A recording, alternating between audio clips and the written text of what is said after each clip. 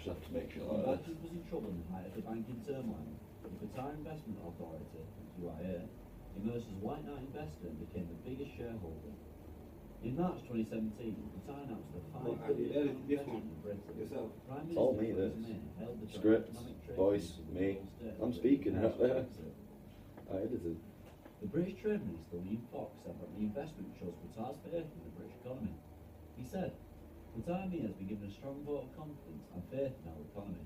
Qatar is the world's biggest exporter of liquefied natural gas. The Gulf state currently has $50 billion worth of investments in Britain and delivers 90% of Britain's imports of liquefied natural gas. Qatar sees Britain's exit from the European Union as an opportunity to boost supplies of liquefied natural gas to the world's fifth largest economy, and is open to investing in British energy assets. Qatar's finance minister, Ali Sharif Al-Mahdi, said that he was confident that the UK would have a good future outside the EU. He told BBC that the UK is Qatar's largest investment and destination of Qatari investors. We have more than £35 billion of investments already in the UK. We're announcing an additional £5 billion worth of investment in the next 3 to 5 years. Britain started to receive LNG from Qatar in 2008 via ships at the dock in South Hook in Kent, one of Europe's largest LNG terminals, which is owned by Qatar. UK's relationship with Qatar goes well beyond economics. The Emir of Qatar, Sheikh Tamim Al Thani, was first educated at Sherborne and Harrow, taking his A-levels in the UK before going to Sandhurst. Sandhurst is a Royal British Military Academy where generations of foreign royals learn to be military leaders. Sandhurst link have been continued from time to time. You just do it all on your mind, or actually do some research. Don't do research, otherwise it's fake information.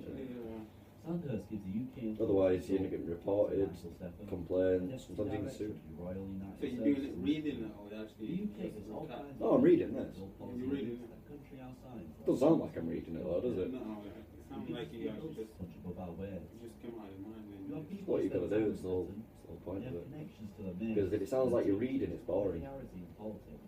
Nobody wants to listen to a person read. People want it presented to you, like you're there showing somebody something, an individual grabbing points. You can tell when somebody's read through something because they don't add the typical things that a human being would say, like what I'm saying right now, how I'm just drawing things out and talking about the stuff. I'm not just filling you with jargon facts saying, oh, blah blah blah, such and such person, add figure, you know, numbers over and over again, which a lot of the written scripts do. It's a lot of focused on fact and knowledge now. You're constantly spitting information at somebody, you know, 24/7. When there's too much information going in someone's head, they can't process it. So that's why you don't read like long scripts full of information. You've got to chop it down into little bits and sip feed them little bits of information and sort of entertain them with what's in the background, and sort of you've got to have a physical show of what you're talking about in the background. This is the goal. Like he's doing the exact same thing now. Keep yourself entertained in the background, whatever he's talking about. The world to bathe in its waters, to look at the holy book that is inside of this middle golden temple, and to just experience the holiness of this place. So I mean, how he's not just spitting facts at you, he's sort of also explaining all things like using adjectives like how it's beautiful and stuff like that. It sits right here in northern India, in a city called Amritsar. Close by, there's another important Sikh site called Kartarpur. Notice how all the It was information established by the slowly founder of gets fed Sikhism to you. It's not 500 years quickly, is ago. it? It's the place where he spent the Pauses. last years of his life, and it is the second holiest place in Sikhism. For Thanks, centuries, Richard, Sikhs a have bit. been able to Thank make you. pilgrimage between these two sites. They move freely throughout their heartland. Oh, this guy, I don't know, But watch in this. This is a massive 1847, channel. a British lawyer drew a border here, turning what had been British India into two new countries, India and Pakistan. Well, these videos are really easy to make. Fucking easy as hell. Like, we used to make loads of things like that, like fucking, we'll show you fucking channel. Like, choose anything you want, really, like. do you get like different pieces and like put them together? You know, Yeah, or so play it basically what you do just is, one time? so think of a topic, so let's think of one off the top of our heads. So you think of a topic you would like to do a report about. Science. Science? Yeah. What part of science? Though? Like animals.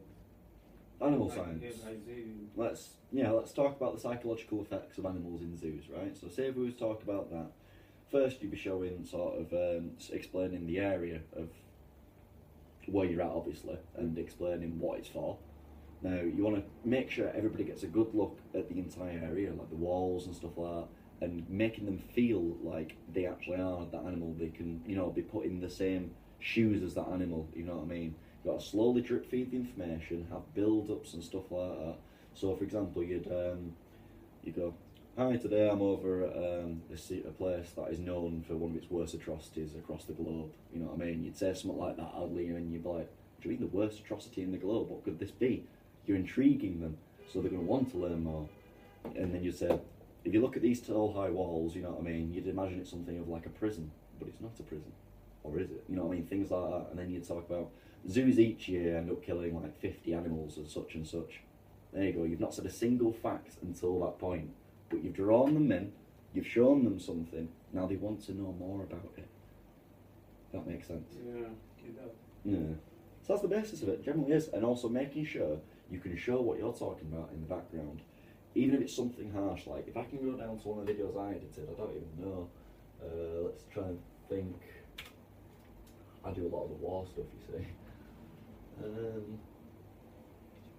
been a while since I worked for him, so it'll be about Vietnam versus China. I think it's Vietnam versus China I did. I know I did that one as well, right, as a YouTuber. I did this. So I did this one as well. I don't voice over this anymore. My boss does the voiceovers now, but he's shit at it. Bilateral relations between China Boring and as Vietnam fuck. are not as easy as it may seem. At a first glance, they may be expected to maintain a positive and flawless partnership due to the similar political system. However, a deeper analysis reveals various divergences between the two countries, whose relations are becoming more conflictual with each passing year.